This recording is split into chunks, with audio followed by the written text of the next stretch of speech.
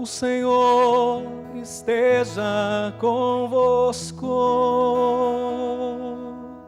Ele está no meio de nós. Proclamação do Evangelho de Jesus Cristo, segundo Lucas.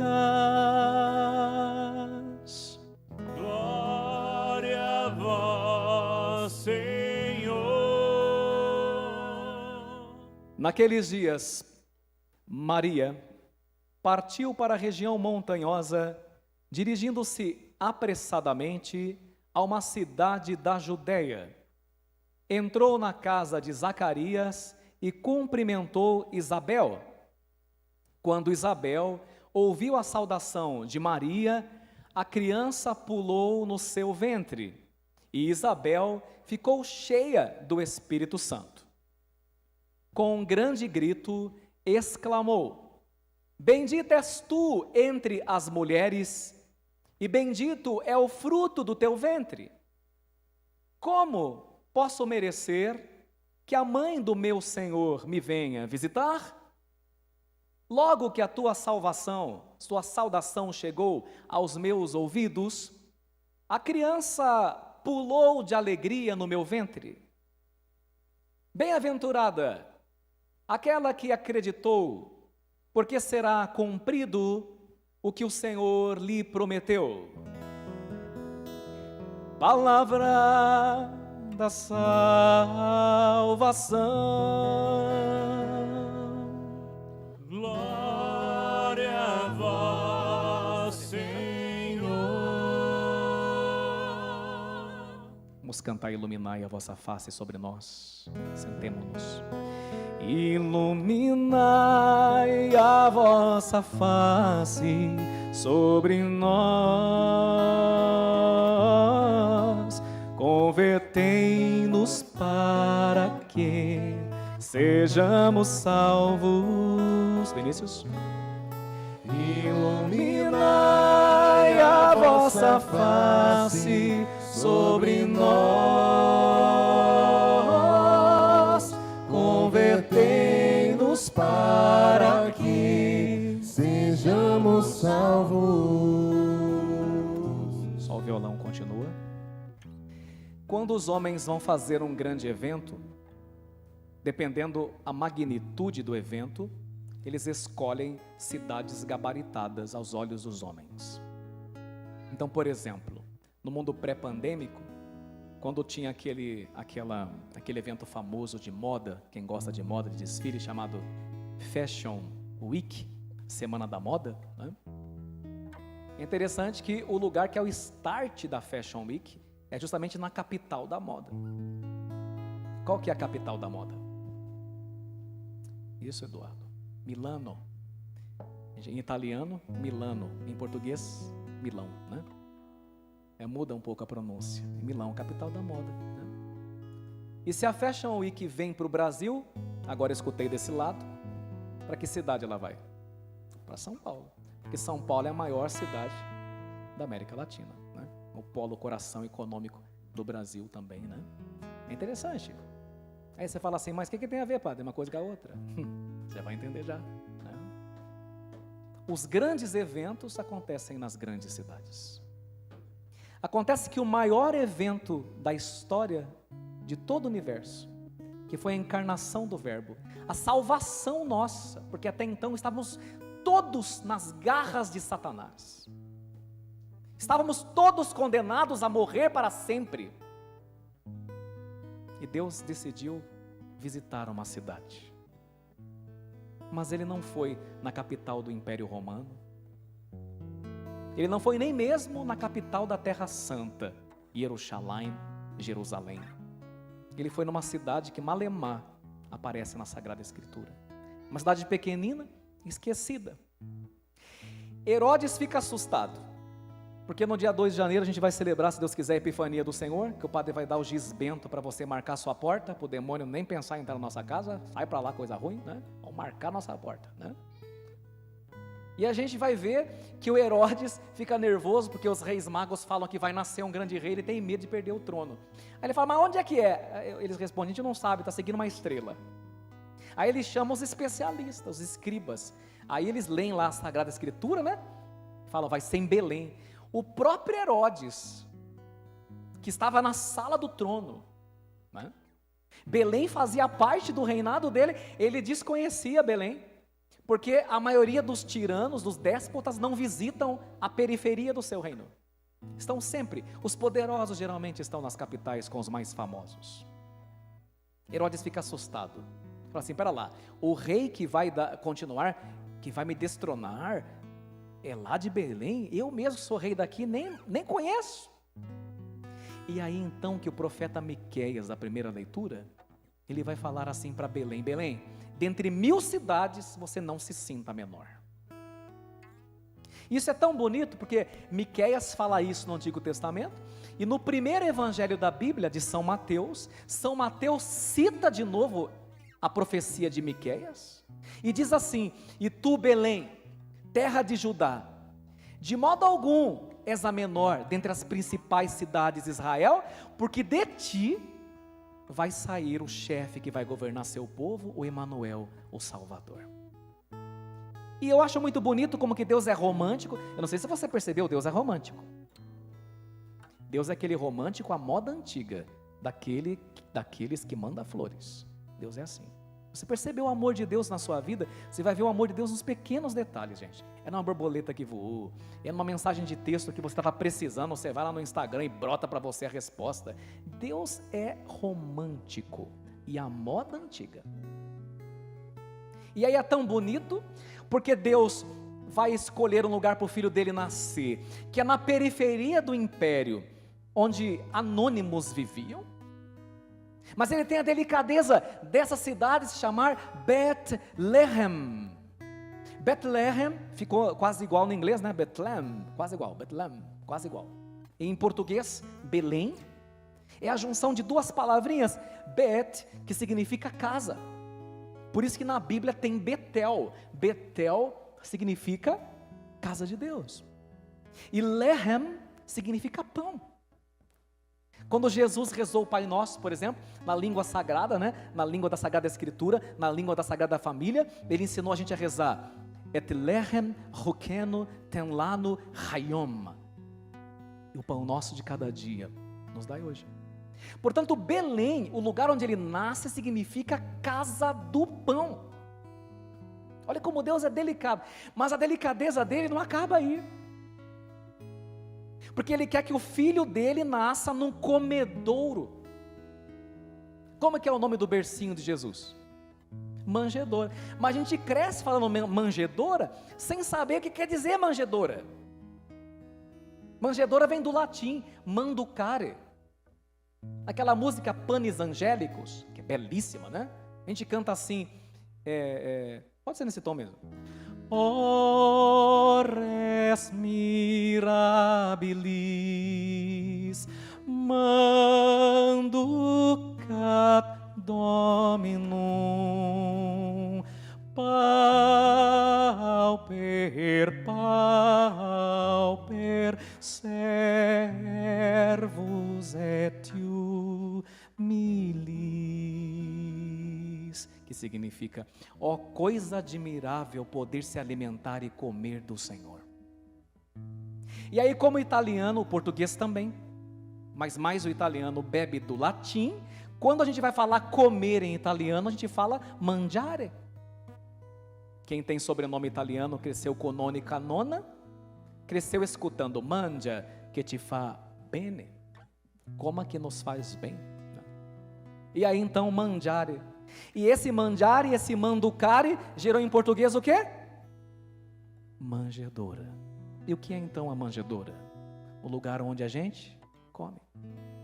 Exatamente no lugar onde era colocado o feno, as palhas para que os animais pudessem comer, nesse mesmo lugar, é onde o pão da vida que alimenta toda a humanidade quis nascer. no anonimato, no meio de anônimos, no meio de desconhecidos. Poucas pessoas perceberam, porque ali em Betlehem, ele já estava dizendo: o pão nosso de cada dia nos dai hoje, e ali ele já estava dizendo para nós: eu sou o pão da vida, eu sou o único que vai saciar a sua fome. Você vai poder andar léguas e léguas, você vai poder me procurar nos braços de tanta gente, e você nunca vai se sentir completo, você nunca vai se sentir plenamente saciado e saciada, porque eu sou o pão que mata a tua fome, e não há outro fora de mim. Betlehem, casa do pão. Agora veja que interessante, quando São Mateus diz assim: e tu, Belém, terra de Judá, de modo algum és a menor entre as principais cidades. Nós podemos perceber que Belém e seus habitantes tinham uma baixa autoestima. Os habitantes daquele lugar não se sentiam importantes. Nunca o rei aparecia lá. Nunca alguém importante tinha nascido naquele lugar. E por causa disso, os habitantes daquele lugar, bem como o nome da própria cidade, foi caindo no desprezo, na rejeição, no pouco caso, no esquecimento. Belém era esquecida aos olhos dos homens, mas Belém era preciosa aos olhos do Pai, aos olhos de Deus, porque dali viria a salvação. E a estrela guia seria chamada de estrela de Belém. Veja como Deus é diferente dos homens, minha gente. Quando nós lemos as Sagradas Escrituras, nós percebemos isso. Por exemplo, quando Deus escolhe Jeremias, Jeremias fala assim: Senhor, eu não sei falar não. Lembra? Eu não sei falar, sou apenas uma criança. Eu não sei falar, até os homens temo. Tenho medo, Senhor, vem falar por mim, misericórdia. Ele falou assim: Senhor, eu tenho medo até dos homens grandes, eu acho que o Senhor deve escolher outro. Mas Deus diz assim: não, Jeremias, você é pequeno mesmo, mas comigo você é grande. E quando Deus foi escolher Davi, vocês sabem que Davi foi o maior monarca de Israel. Ele conseguiu unificar o reino de Israel, e até hoje tem o túmulo de Davi. Para você entrar naquele lugar, você tem que pôr um quipá. Eu nunca mais me esqueço disso, porque eu estava distraído e fui entrando sem quipá. O homem me xingou, né? Me xingou em inglês. Aí eu voltei e botei para poder ver lá o túmulo de Davi. E Jesus é chamado de filho de Davi. Mas quem era Davi? Quando o profeta foi ungir, Deus falou: vai lá na casa lá do Jessé lá, e um dos filhos dele vai ser o novo rei. Ele vai, chega lá, os caras tudo bombadão, saradão, peitão estufado, 1,80 m de altura para 2, né? Aí o profeta chega e fala: os caras são fortão aqui, com certeza é um deles. Deus fala assim: não é nenhum deles. E aí então o profeta fala para o pai: viu, todos estão aqui? Olha o que o pai responde: está todo mundo aqui. Até o pai tinha se esquecido do Davi. Os irmãos fizeram de conta que ele não existia. Veja que Davi foi um homem desprezado pela própria família. Nem a própria família acreditava no seu potencial, na sua capacidade. E quantas vezes nós carregamos essa chaga de nem nosso pai acreditar em nós, de nem a nossa mãe acreditar em nós. Mas Deus acredita. E quando Deus acredita, isso basta. Para o próprio pai de Davi e para sua parentela, para seus irmãos, Davi era um magricela, um mirrado, que não tinha a menor condição de ser o rei de Israel, mas por causa do Altíssimo ele foi o maior rei depois de Cristo que Israel já teve. E quando entra um magrelo pela porta, o profeta fala assim: o senhor tem certeza que não tem mais nenhum filho? Tem certeza? Bom, tem um que está cuidando de ovelha lá, mas de ação. Quando ele entra pela porta, o profeta leva um susto e pensa assim: ixi Maria, você não tem capacidade? Não, isso não dá. Deus fala: levanta, pega o chifre. Por que pega o chifre? Porque o pote era feito com chifre, e dentro dele ia o óleo perfumado. Por isso que na crisma você é ungido com óleo perfumado, na igreja verdadeira, né? Lógico. Pois bem, levanta, pega o chifre e unge, porque é esse o meu eleito. E o profeta obedece, né? Deus falou, está falado. Eu acho que não tem condições, mas o senhor está falando. Olha que coisa interessante, né? quando você olha para a donzela de Nazaré? Uma anônima, na periferia do império, ninguém conhecia Maria. Gente, ela é a rainha do céu e da terra e dos anjos. A maior de todas as mulheres, como Santa Isabel acabou de falar, bendita és tu entre todas as mulheres da terra. De onde vem a honra da mãe do meu Deus? Vem aqui na minha casa. Mas apesar de tudo isso, uma desconhecida que morava na periferia da periferia do Império Romano. E eu não sei se os senhores sabem, se não sabem é bom saber. No Tratado da Verdadeira Devoção de São Luís Maria Guignon de Montfort, quando ele cita São Boaventura, que é um santo mariano, muito devoto da Virgem Maria, lá vai dizer assim, que Deus escondeu a Nossa Senhora até dos anjos, porque Nossa Senhora é a menina dos olhos de Deus, a pupila dos olhos dele. Deus escondeu dos anjos, e quando os anjos souberam mais ou menos o plano de Deus, viraram demônios alguns, não foi isso? Que se rebelaram. E os anjos que ficaram, diz São Boaventura, perguntavam, quid est esta? Quem é essa? Quem é essa que o Altíssimo cerca de tanto segredo e carinho? Quem é essa? Por isso nós cantamos hoje, quem é essa que avança como a aurora, que está em Cântico dos Cânticos, formosa como a lua, brilhante como o sol, temível como o exército em ordem de batalha, é Maria, mãe de Jesus. Veja que uma pequenina donzela se transforma em rainha do céu e da terra. E eu poderia dar muitos exemplos, vou dar o último. Quando São Paulo percebe que São Timóteo, um bispo novinho, tinha tomado conta da sua comunidade, e a comunidade não estava respeitando o Timóteo, porque Timóteo era novinho. E eu não sei se os senhores sabem, mas o padre é chamado de presbítero. O que significa presbítero? Presbítero é uma palavra grega que significa ancião, mais velho. Então, o padre numa igreja, ele é sempre o mais velho de todos. Você fala, mas pera lá, padre, mas o senhor não é mais velho que eu tenho 50, 60, sou. Não na ordem natural, na ordem sobrenatural, o padre é o mais velho de toda a casa. Porque ele foi eleito para aquilo, consagrado para aquilo. Por isso que uma senhora de 80, 90 anos pede a benção para o padre e chama ele de senhor. Porque não se trata de idade biológica e cronológica. Isso é presbítero. O ancião da igreja é o sacerdote.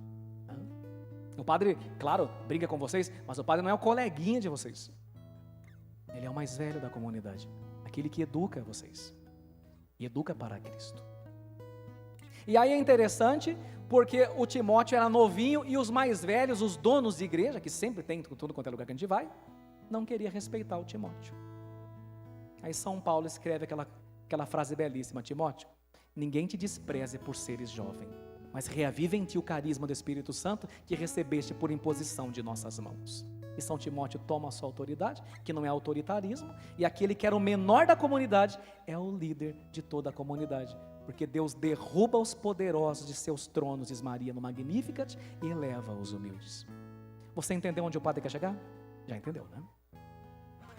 Nós estamos às vésperas do Natal, e a maioria de nossas casas tem um pinheirinho. Alguns naturais, outros artificiais. Ali no fundo da igreja também tem um artificial, acho que é artificial, tem um lá no fundo, né? Nós temos um pinheirinho. E nós nos esquecemos do que o pinheiro quer nos dizer. No ano 728, São Bonifácio, que nasceu na Inglaterra, foi enviado para evangelizar os povos germânicos na Baixa Saxônia, na região de Gesmari. E quando ele chegou lá, na Baixa Saxônia, ele encontrou uma devoção, se é que podemos dizer isso, um culto satânico. Por que satânico? Porque existia um carvalho, que era uma árvore gigantesca, que diziam que era o carvalho do deus Thor, e quem estudou mitologia nórdica ou assistiu o filme, sabe que Thor é considerado o deus do trovão, não é isso? Ele tem qual que é a arma dele? O martelo. Então acreditava-se que quando Thor batia o martelo, era o trovão. Igual antigamente, quando eu era criança, quando eu trovoava, eu pensava que era São Pedro arrastando o sofá, né? Eu pensava, lá o São Pedro arrastando o sofá. Pois bem. E aí, era uma divindade falsa, e aos pés do carvalho sacrificava-se bebês com martelada olha o grau. Você pensa que a gente está, né? Você olha a história, você vê que a gente foi bem pior. Com martelada para o deus Thor não se vingar da terra mandando raio. Bebês. Quando São Bonifácio chegou lá, claro, ele ficou escandalizado, conversou com o irmão bispo dele, falou assim: nós vamos acabar com esse negócio. No ano 728, século oitavo. Faz tempo, né? Século oitavo. Porque às vezes você é católico e não conhece a própria história. O que é que tem árvore lá em casa? Todo mundo não sabe. Ai, tem que explicar. E tem a ver com o evangelho de hoje. E aí então, São Bonifácio falou assim: chega dessa palhaçada. Foi lá, pegou o báculo. O que é báculo? Aquele cajado que o bispo usa. Isso mesmo. Pegou o báculo, levantou para cima o báculo, diante do carvalho, e disse a seguinte frase: eis o carvalho do trovão, mas eis a cruz de Cristo, que romperá o martelo de Thor, o falso Deus. Naquele momento o carrasco estava com o bebê para sacrificar para o deus Thor, e quando o bispo santo levantou o báculo, o martelo que ia sacrificar o bebê se esmigalhou, se espatifou. E aquela criança foi poupada, e a multidão olhou tudo aquilo, e a multidão não acreditava em Jesus. Não sabia que é o menino Deus, que é o Deus verdadeiro. Então a multidão achou que fosse Thor. Olha que interessante. E aí então, esse santo homem, São Bonifácio, esse bispo santo, fez mais uma oração, levantou seu báculo, e naquele momento Deus mandou uma forte ventania, que derrubou aquele carvalho imponente. O povo saiu correndo, e o carvalho se quebrou em 4 partes. E das 4 partes, São Bonifácio mandou fazer uma capela para Jesus Cristo, o Deus verdadeiro. E naquela noite, não sei se vocês sabem, sabe quando era? Véspera de Natal, que isso aconteceu, está na história. E naquela véspera de Natal, ele disse essa frase maravilhosa: escutai todos, filhos do bosque, não jorrará mais sangue nessa noite, porque essa noite em que nasceu o Cristo, o Filho do Altíssimo, o Salvador da humanidade, a partir de hoje não jorra mais sangue, meninos não morrem, porque um menino nasceu e nos foi dado.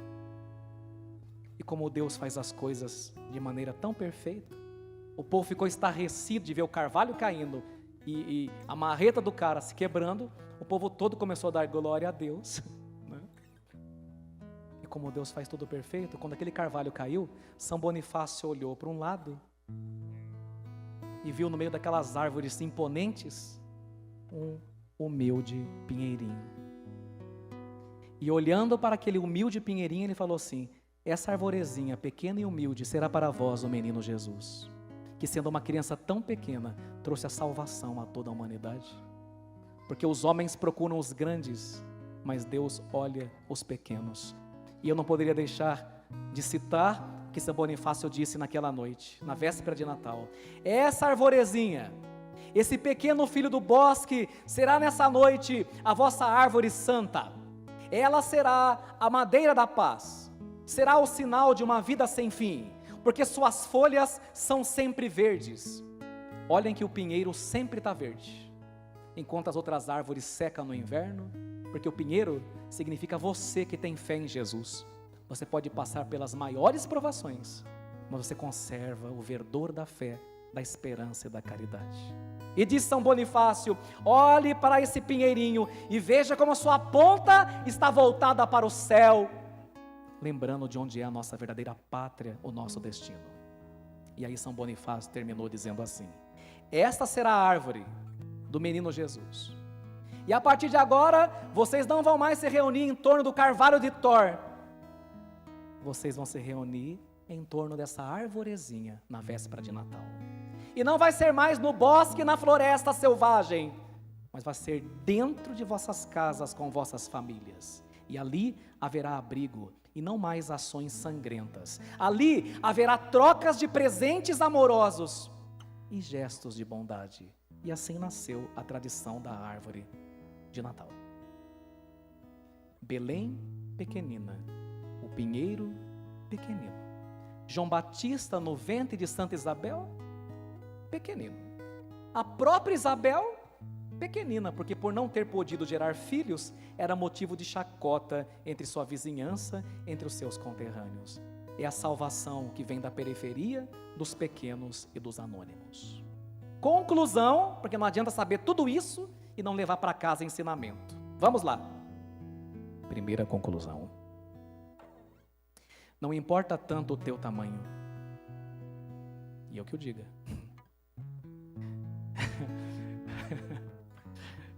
Não importa tão pouco quem você é. Não importa seu mestrado ou doutorado. Tudo isso é pó, se você não tem Deus. Mas se você está com o Altíssimo, ninguém te segura, porque o Salmo diz: com Ele faremos proezas. Segunda consequência: Belém não era considerada pelos homens, mas estava desde toda a eternidade nos planos de Deus. Às vezes nem sua mãe acredita em você, né? Talvez nem as pessoas que trabalham com você acreditam no seu potencial, mas o mais fabuloso é que Deus acredita. E basta que Deus acredite. Às vezes nós somos motivo de chacota até para os outros, mas não somos para Deus. E quer que eu fale mais? Se você continuar dando bola porque os outros pensam, você não vai chegar a lugar nenhum. Porque você se preocupa tanto com o que pensam de você, se a única coisa que importa é o que Deus pensa e sabe ao teu respeito. Ai, fulano falou que eu sou isso. Ai, problema dele. O que importa é o que Deus está pensando de você. Porque a opinião dos outros não te salva, mas é a opinião que Deus tem a seu respeito que conta. A raiva de muita gente é porque quando Deus te escolheu, Ele não pediu a opinião deles. Deus não pediu a opinião de ninguém para escolher Belém, não pediu a opinião de ninguém para escolher Jeremias, e muito menos para escolher Davi. E ainda bem que Deus não pediu a opinião deles, porque se dependesse deles, nem de pé você estaria hoje, e nem onde você está, você estaria hoje. E a última implicação: os esquecidos, aqueles dos quais ninguém se lembra, são os preferidos de Deus. Enquanto os homens têm seus olhos voltados para o palco, para os protagonistas, Deus tem seu olhar voltado para os bastidores. Belém é bastidor, o campo dos pastores é bastidor, e sem essa turma dos bastidores, o espetáculo simplesmente não aconteceria. E por fim, uma última lição: se você quer ser grande de verdade, bem-sucedido aos olhos de Deus, não aos olhos dos homens,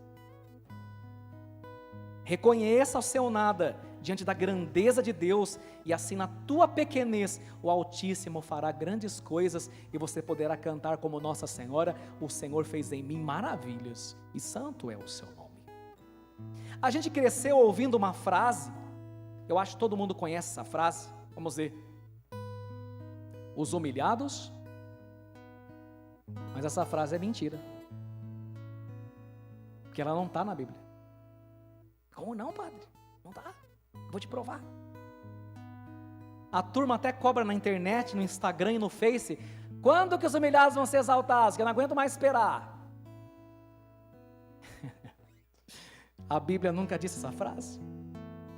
A Bíblia disse assim, repete comigo: quem se humilha, quem se humilha será exaltado. será exaltado.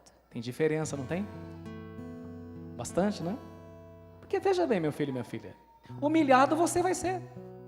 Cristo foi, São José foi, Nossa Senhora foi. Como é que nós não seremos? Ser humilhado é a coisa mais fácil do mundo. Você vai ser humilhado pelo patrão, vai ser humilhado, não sei, pela sua chefe, vai ser humilhado, eu não sei, em alguma circunstância vai ser humilhado. Vai ser humilhado pelo seu marido, enfim. Ser humilhado é a coisa mais fácil que tem. Agora, se humilhar é para poucos. O Senhor está dizendo que aquele que se humilha será exaltado. E qual é a maneira correta de se humilhar? Porque também tem outro problema, que a turma não sabe. A resposta não vai ser minha. São Tiago, capítulo 4, versículo 10. Diga comigo, a palavra de Deus. Humilhai-vos na presença do Senhor. Humilhai-vos na presença do Senhor. E Ele vos exaltará. E Ele vos exaltará. Então não é na presença de macho que você vai se humilhar. Na presença de mulher. Na presença dos poderosos desse mundo, que nem contam para Deus, porque eles são como a erva seca, né? De manhã ela floresce e vicejante, mas à tarde é cortada e logo seca, vai dizer a palavra, Salmo 1, né? Isaías também. Não é ficar se humilhando por causa dos outros, não, é se humilhar na presença do Altíssimo, na sala do trono, e sobretudo de duas formas, na capela do Santíssimo, e no silêncio do teu quarto, quando você fecha sua porta, se humilha na presença do Altíssimo, e Ele te exaltará. É isso que Deus está nos dizendo hoje. Às vezes a gente se humilha para os outros, mas não é porque a gente é bonzinho, não. É a nossa carência afetiva, é nosso pouco amor por nós mesmos e por Deus. Se humilha na presença do Altíssimo. E como é bonita aquela palavra que fala assim, né? Fala comigo. Coloca no Senhor tuas delícias. Coloca no Senhor tuas delícias. E Ele te dará. E Ele te dará O que pedir teu coração. o que pedir teu coração. Mas é no Senhor que é para dar suas delícias. Não é nos homens, não é nas mulheres, não é no cargo, não é no poder, não é no status. No Senhor tuas delícias. Ele te dará o que pedir teu coração. Vamos pedir hoje, amados e amadas, essa graça para Deus. Vamos ser Belém. Belém é a menor de todas aos olhos dos homens, mas tão grande aos olhos de Deus. Mas só não se esqueça de uma última coisa. Nunca um homem é tão grande como quando se põe de joelhos. Quando a gente se ajoelha, a gente diminui de altura aos olhos dos homens, mas fica grande aos olhos de Deus. Assim seja. Amém. Iluminai a vossa face sobre nós, convertei-nos para que sejamos salvos. Iluminai a vossa face sobre nós, convertei-nos para que sejamos salvos. Senhor, não tardes mais, és o anseio das nações. Vem curar os nossos ais e expulsar as opressões. Pastor Santo de Israel, vem salvar teu povo, vem. Deus bendito Emanuel, vem salvar teu povo, vem.